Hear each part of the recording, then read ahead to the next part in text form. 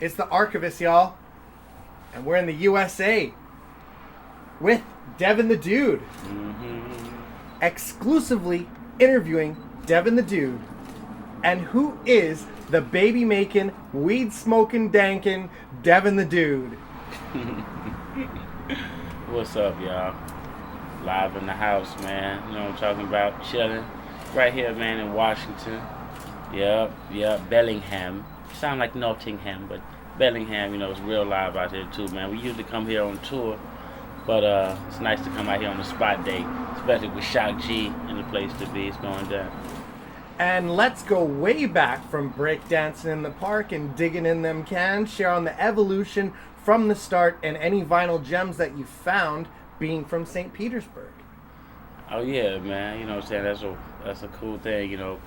Being in like in the 3rd grade, 4th grade, we were like living right in front of a radio station, WRXB, which still exists, still there today. You know, every Wednesday they'll throw away a lot of records that had like little minor scratches on them. You know, sometimes just because they couldn't afford to play them on the air and have it scratched, and you know. But I used to go and get them out the trash all the time, man, and take them home and, you know, find some of the gems or the good ones out of the bunch. Some of the ones but didn't even have a scratch on them at all, actually. They just was promos and other stuff that they gave the radio station. And smoking that weed since 13. Tell us about after the race in Oakland back in 94, because we are in Nottingham right now. It's Bellingham. No, but yeah, man, we started smoking weed at 13. Yeah, after my homeboy beat me running, you know what I'm saying, on a foot race. He betted me that weed doesn't slow you down, and he was smoking for a long time, and I just refused to smoke because I thought, you know what I'm saying, just slow you down, man. If you're gonna play sports, you better not do that shit. So he was like, you know what I'm saying, let's race. He beat me, and I started smoking with him. And classic Odd Squad share on the start of the group, the best times, and that original print album is worth a lot right now. Oh yeah, man, it's cool, man. Me and Jug Mug and Rob Quest, man, we look back on that, man. We trip out on that, man. We're about to go to LA to do a video to one of the songs that's gonna be on a motion picture called Hillbilly Highway. It's a song that we're doing called We Get High. We're gonna do a video for it just to trip out, you know, bring back old stories, old memories and stuff, man. But man, a lot of fun memories, you know, especially with DJ Screw, with Big Mello, a lot of cats that, you know, passed away too in hip hop and out in Houston, put it down. But you know, it's been a blast, and you know, still cool. We still brothers. Any memories you have with fallen soldiers from H-Town that you could share? Oh, well, I remember how DJ Screw used to come and wake us up in the morning when he found out we was trying to get a demo done, and we asked him to do the cuts on it, and he just used to come bang on the window when after we've been hung over, you know what I'm saying? Like, man, I thought we was going to the studio. Come on, let's go. He just gave us that drive. And you know, that's a real good influence. Big Mello, who passed away, he would rap a lot. He was like a soldier of the rap a lot, you know, a brother, you know what I'm saying, a mentor. He, you know what I'm saying, in the studio, outside, the studio, and in the studio. He was like a brother and a mentor, so, you know, we really miss him a lot. And Face Mob, the other side of the law, definitely some family music, that classic Tales from the Hood. Anything you like to elaborate on the group and the music that was made? Oh man, it was like it was crazy because Face was just putting together a lot of solo artists that he had in mind to do. You know what I'm saying? 350, K.R.I.T, DMG, you know, Smitty, Warren Lee. It was just real cool, and this during that time he was trying to get solo artists together. He was like, hey, you know, I got all these people together. Let's just just put something out, just to let everybody know who you are as a whole, and then we'll start doing out individually. And just being a group and putting out group albums as Face Mob wasn't really the initial plan. It was just an idea that sparked up, and we came together real cool, and we became somewhat of a family too. And the Dude, it put you on the map by this image that we have here. Yeah, man, right here, man. And I definitely caught on since those hits were put down. What was going on in your mindset back then? Man, I was just trying to hurry up and get the photo shoot done, man. You know, I took about 1,000 pictures only 2 in the bathroom like this because somebody just like, hey, you got a song called In the Bathroom, Boom Boom. What you going to You know, I just like, fuck it. And I just kidding, tripping. Did like 2 snaps. Okay, let's get up. And at the end, you know, I go with the majority rule, you know, as far as the pitches and stuff. Everybody went with this one. This one, I like, man, come on, man. And this came out, everybody was tripping. And everybody thought I was fat because I have like a shadow on there. And the back of the wall makes my arm look big and stuff. Like, man, you used to be big on that. Like, no, I was just full of shit or something. I don't know what's wrong. No, but I was, you know, it's a big shadow. It was cool, but I was like, it could have been a better album cover, I thought. But in the end, I was satisfied with it, and everybody goes back to this right here and refer me to this one. They like, man, that Boo Boo album, man, was real cool. And what was Scarface and Rap-A-Lot's role in your development as an artist? Crazy C, Rob Quest. Oh, what a job this is. Oh, man, you know what I'm saying? Well, Crazy C, he's the one who got us in the door with Rap-A-Lot. He was a friend with Rob Quest. Back in the day, they went to the same church, and then Big Mellows, and they always knew each other growing up. He gave the demo to Lil J. Gave one of our demos to Lil J.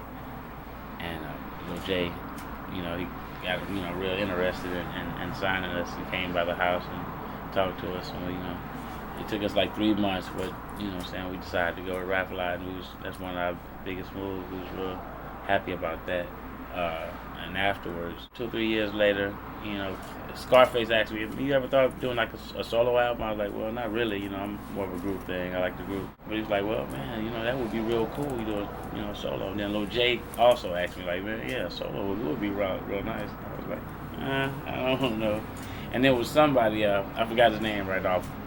He was like, I don't think Devin's ready for a solo. I was like, man, what are you talking about? Let me say no. You know, I was like, oh, hold on, let me just try something. I'll try it. Fuck it.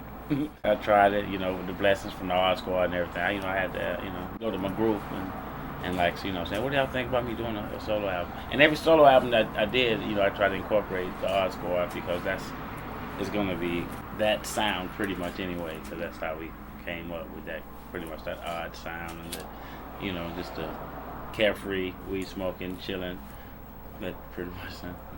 And how did you get on the Up and Smoke tour as a youngin'? What did it do for you? And how much weed do you need to work with someone from Canada?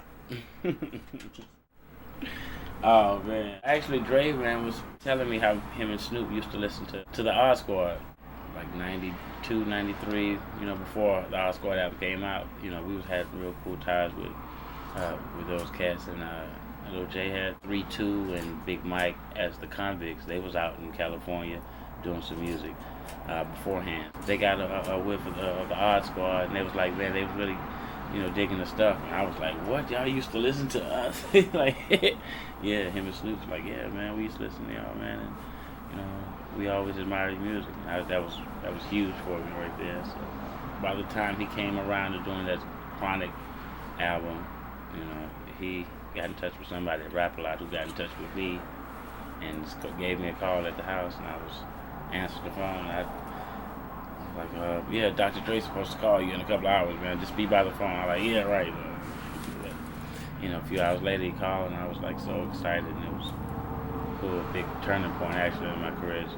And your experience on the Up and Smoke tour? Oh man, wonderful, wonderful. I thought it was just going to be one big party, and it was like for the first 2 weeks. Just party, and it started catching up with me, and everything started turning into work. I only played a small part in the tour every night, but it was important that the mechanism was there and everything worked the same way every day. That same energy got to be presented to the next city like it was to the previous one. I had to stay on my toes, had to know that it was a business. I had to look around and see how, you know, how much Dr. Dre had to do, how much Snoop had to do every day versus what I had to do. And I was like, you know, I can't be just getting tired and just, you know, whining about anything. They going through it. They had to do a whole bunch of stuff every day on schedule. So, you know, it's a job for real. And other records, from Just Trying to Live to The Extreme, Waiting to Inhale, Landing Gear, Sweet 420, Gotta Be Me, share on the accomplishments and the discography created. Oh man, had fun doing each and every one of these. Man.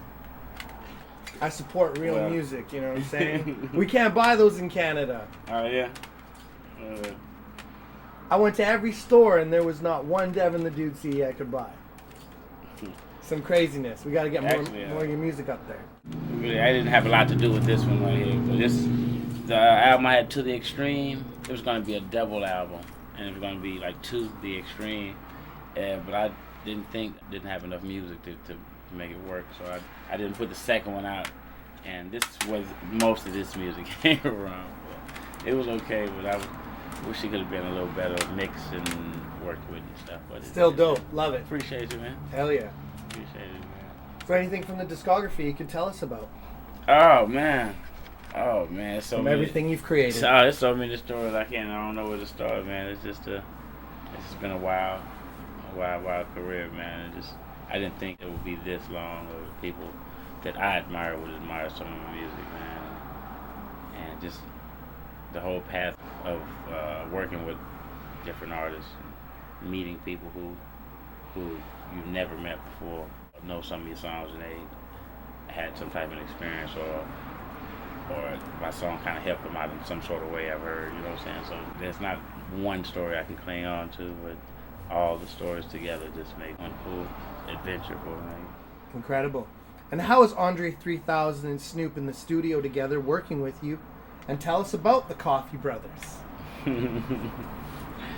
Oh, the Coffee Brothers, man. These are my brothers. Actually, these Coffee Brothers is the Odd Squad, and it branches off to all our friends and associates and homeboys and who sip coffee with us, do music.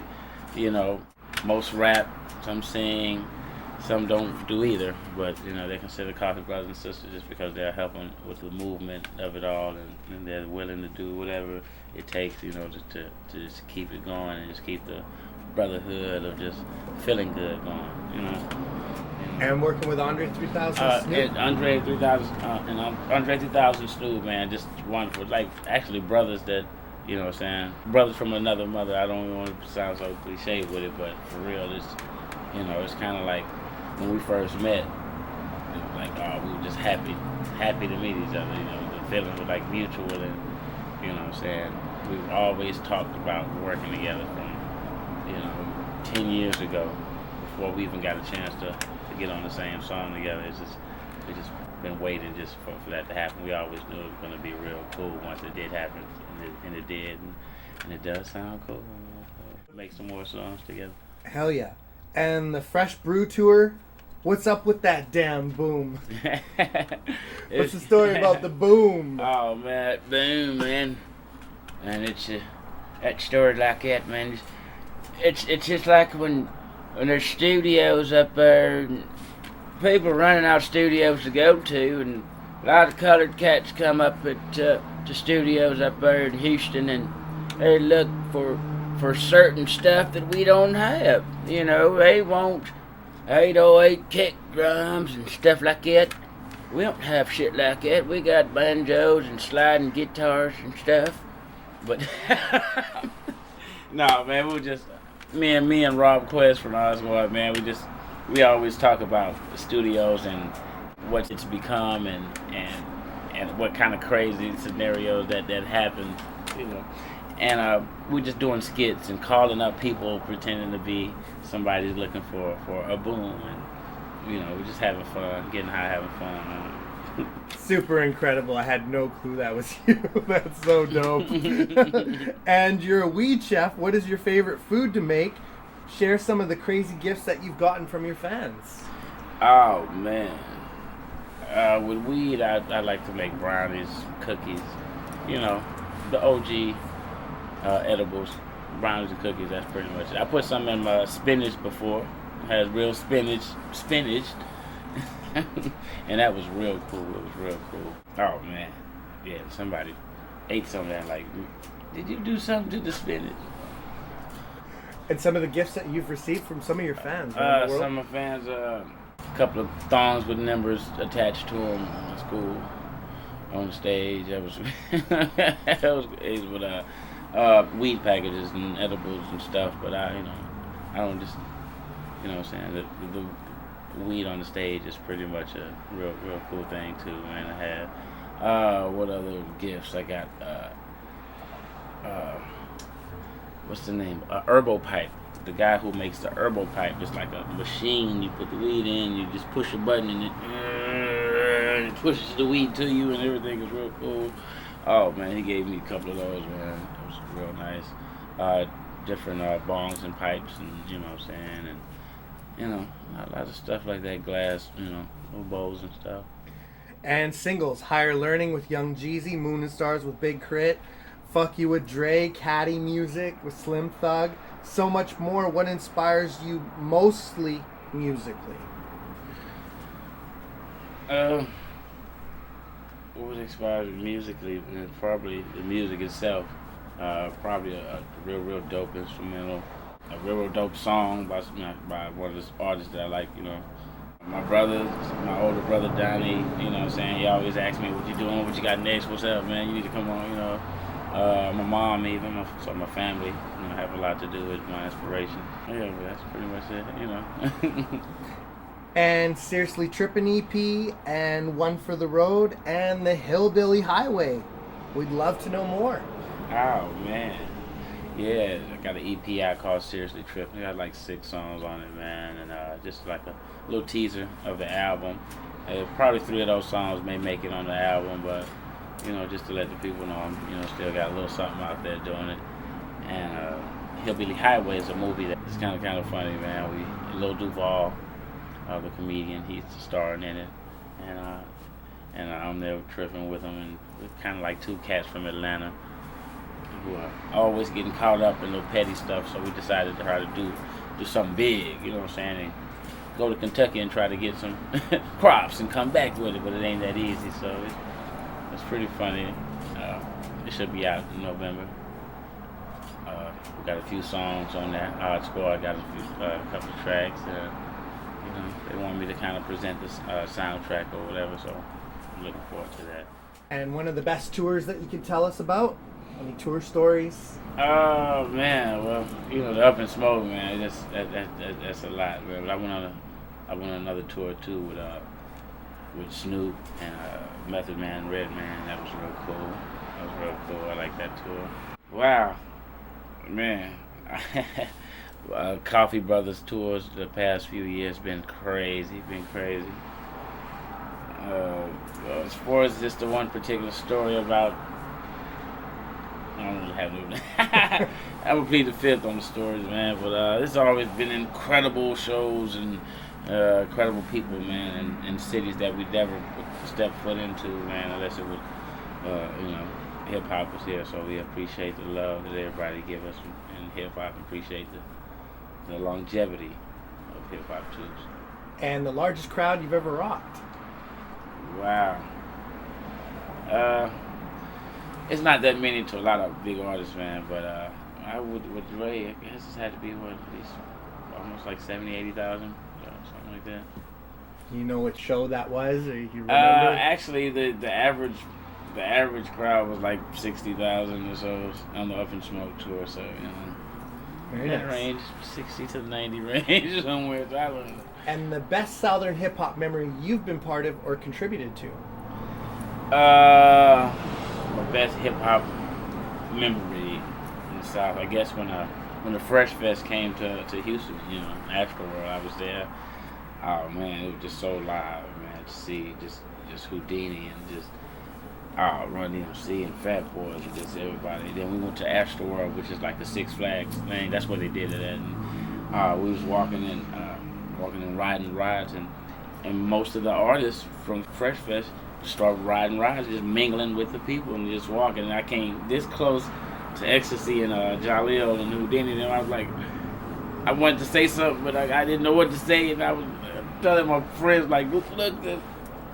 And by that time, we just kept walking by, and I didn't know what to say. Man. It was like fun. But I was just, man, I was starstruck. I knew that it was gonna last because it was just so big, and it was just, man, that was my best concert there. And any memories for you that you've been part of or contributed to as Devin the Dude? Up in Smoke too. I know it's coming up a lot in the interview, but No, it's a beautiful moment. Yeah, it was. It did a lot for me too. A lot of people say they have a chance to match my voice with my face because they never really kind of knew who I was, or whatever. But, And you have anything to say to Canada? oh, much love to Canada. Much love to Canada, man. When I first went out there, man, they welcomed me with open arms. They asked me what took me so long to be there. Like, I don't know, but I'll be back soon, man. Went out to Ottawa, you know, Vancouver, you know, everything's just been cool. It's like Amsterdam to me, you know. Bamsterdam, that's what they called it. And you got any shouts? Oh, man, much love just to everybody, period. Just people, period. Everybody who's looking at this thing right now, who knows me or listen to some of my music or appreciate what I've done. Because that's pretty much what I started doing hip-hop for. I started rapping for. Somebody liked one rap that I did, and I kept doing that one rap over and over and over and over to everybody. And it just felt good all the time. You know what I'm saying? So I appreciate it. And shouts to Shock G and Rico. You know what I'm saying? Shock G, man, everybody on the tour, man. You know what I'm saying? Reek, much love to everybody, man, putting it together. Much love to Canada, everybody in Canada, man. Much love to Washington, too, man. I love Washington. And shouts to Devin the Dude. It's amazing that I get to capture this with you. And this is the Archivist, and you already know the name, y'all. Yeah.